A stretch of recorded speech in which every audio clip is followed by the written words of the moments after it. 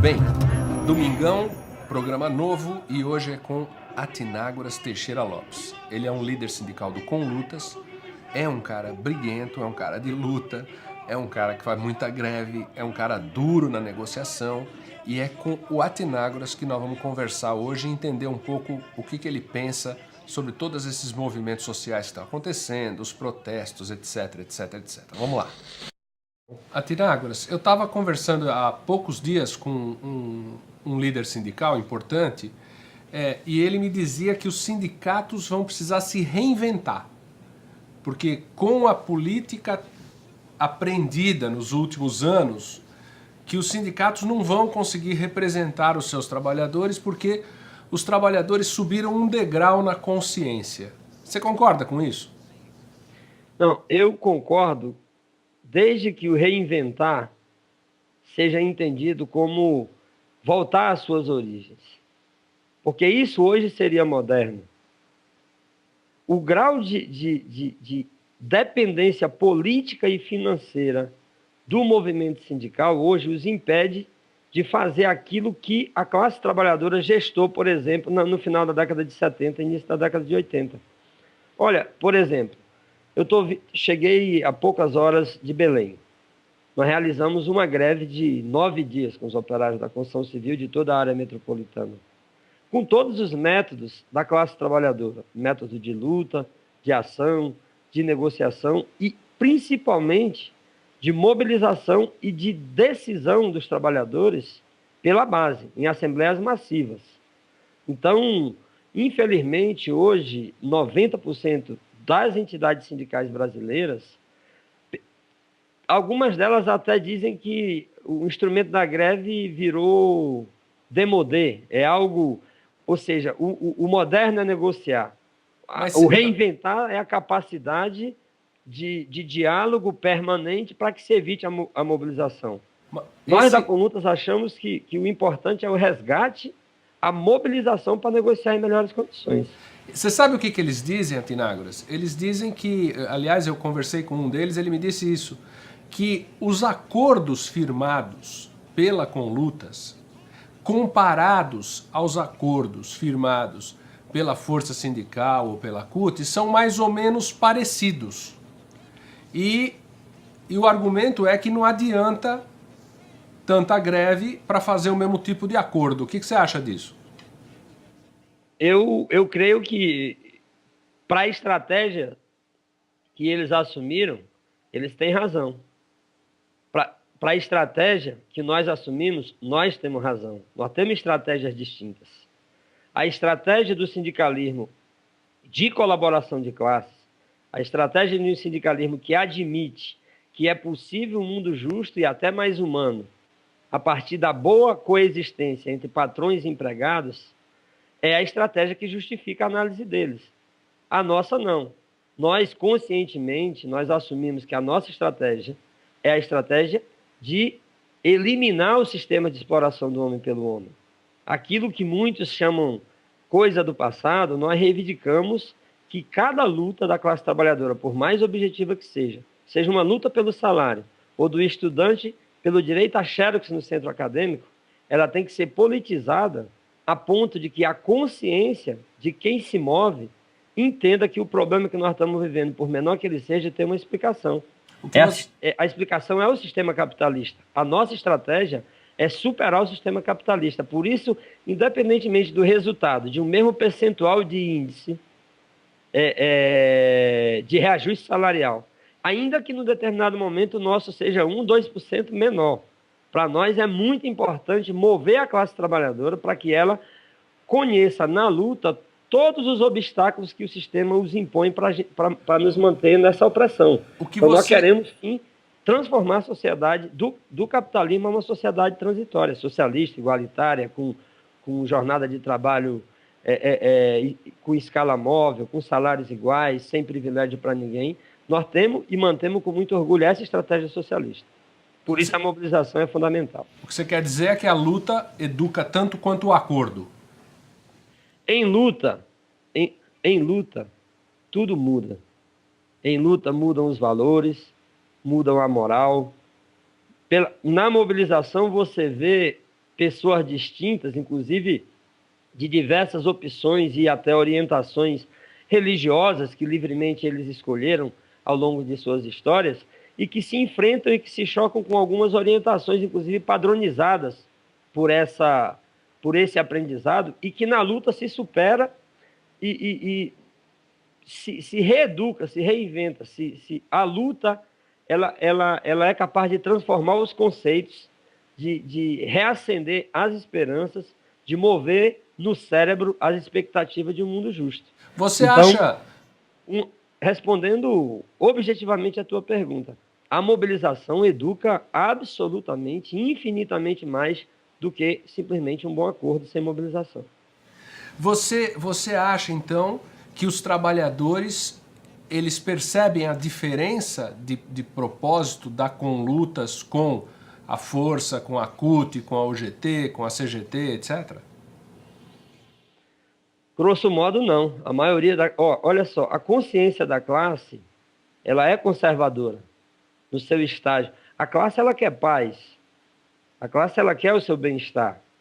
Ela quer a sua tranquilidade, o seu salário, o seu emprego, a sua condição de se manter bem. Somente quando isso é ameaçado é que ela é capaz de se mover. A primeira orientação, o primeiro impulso do indivíduo não é o de lutar, não é o de se enfrentar, não é o de fazer a greve. É o primeiro, é o do bem-estar social tão falado, utilizando aqui a palavra talvez não mais adequada, mas para deixar claro. Essa é a primeira, digamos assim, o primeiro desejo de um ser humano, não precisar ter enfrentamentos para poder melhorar a sua condição de vida.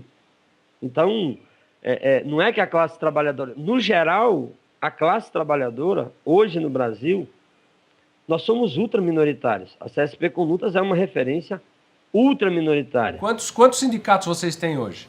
Nós representamos cerca de 200 sindicatos, 250, incluindo os movimentos sociais que estão na central no país. Isso é algo em torno de 3 milhões de trabalhadores no país. Isso é 10% do tamanho da CUT, mais ou menos? 10% do tamanho, numericamente falando, da CUT, exatamente.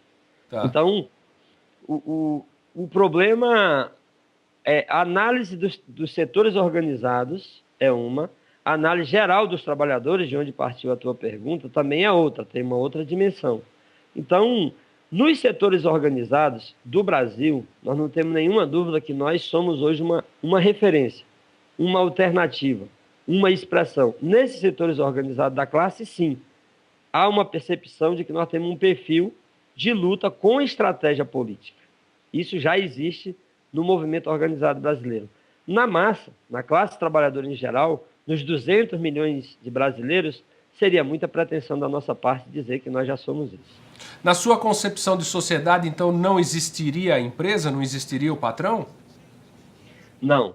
Na nossa concepção de sociedade, a economia seria toda planificada. Na nossa concepção de sociedade, tudo seria estatizado e controlado por um Estado dirigido pela classe trabalhadora democraticamente. Mas você veja só, Athenagoras, o Estado hoje no Brasil é um Estado presente e um Estado forte, né?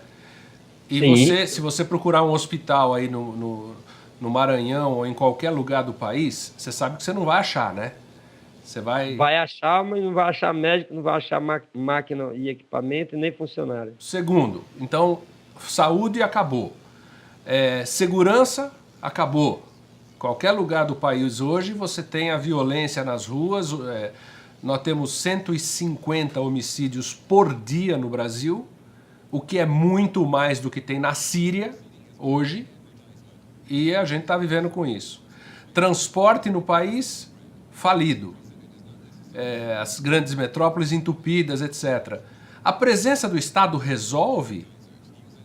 Será que a iniciativa privada não resolveria mais? Essa constatação que tu acabaste de fazer é a constatação de um país que tem a sua história com a presença e o peso da iniciativa privada. Esse é o balanço da iniciativa privada. Eu debito essas péssimas condições a um Estado a serviço da iniciativa privada, que inclusive canaliza boa parte do recurso público da educação para a educação privada e não para a educação pública. Boa parte do recurso, ou seja, desde o neoliberalismo, digamos assim, destampado por Collor, né, e implementada por Fernando Henrique, a grande filosofia era a abertura do mercado, a privatização, a propaganda dos péssimos serviços, porque são serviços públicos, e toda uma propaganda ofensiva contra os trabalhadores que são incompetentes e que a eficácia da iniciativa privada poderia dar saltos. O que nós estamos vendo hoje? O transporte público é completamente privatizado.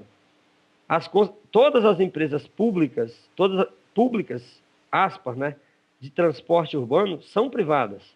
É rara a exceção que ainda persistiu.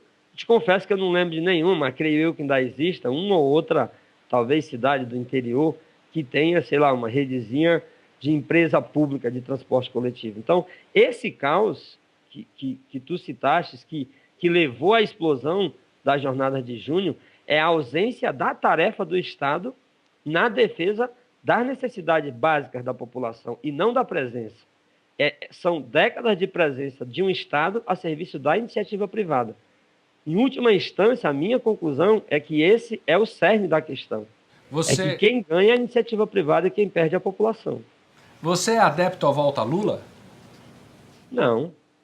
Eu sempre fui... Não, sempre é exagero. Como boa parte da vanguarda e dos ativistas brasileiros, eu fui da igreja, fui militante do PT por pouco tempo, mas passei madrugadas colando cartaz para ver o Lula presidente,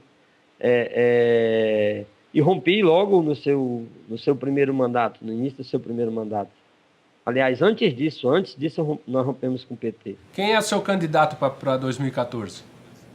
Não sei, nós estamos discutindo a alternativa de ter uma frente de esquerda, juntar o PSTU, juntar o PSOL, juntar o PCB, apresentar uma plataforma que recomponha nessa vanguarda do ativismo brasileiro uma alternativa política de superação dessa sociedade. Então, nós defendemos uma aliança no campo da esquerda com os movimentos populares. Essa alternativa poderia ser a Marina? Não. Infelizmente, não. A Marina constrói uma alternativa no campo da democracia burguesa e no campo dos marcos do regime, e em aliança com setores, inclusive, da iniciativa privada forte, né? Inclusive com apoio de setores do próprio PSDB ao estimular a sua alternativa. A Marina hoje seria trocar 6 por meia dúzia no dito popular brasileiro. Então, ela não é uma alternativa para a esquerda brasileira, tampouco que possa vir a ser apoiada pela CSP. Olha, muito legal falar com você. Não concordo com boa parte das suas ideias, porém, conversando com você, eu vejo que você acredita no que você fala. E isso é muito interessante, porque no Brasil hoje a gente vive um momento muito complicado a nível de representação política. Ou seja, os representantes políticos, na verdade, não representam ninguém. A gente vê nas ruas que a população não tem identidade com eles. Então, esse momento de não permitir as bandeiras dos partidos políticos, etc., é um sentimento hoje nacional, porque esses caras não representam. E a gente vê que você acredita no que fala e levanta a tua bandeira e vai para frente. Parabéns. Eu queria te agradecer, porque eu te liguei outro dia, você estava em cima do caminhão de som com 5 mil caras na frente, você atendeu. E eu queria te dizer o seguinte, que vai ser muito legal conversar com você de novo, porque muita coisa vai acontecer. Esse nosso programa é semanal, ele vai ser distribuído todo domingo à noite, e eu queria contar com você em novos bate-papos. Ok, em nome da Central eu fico à disposição. Eu acho importante a franqueza da diferença de opiniões, isso não nos impede de ter esses momentos de reflexão, de expressar cada um de nós a posição.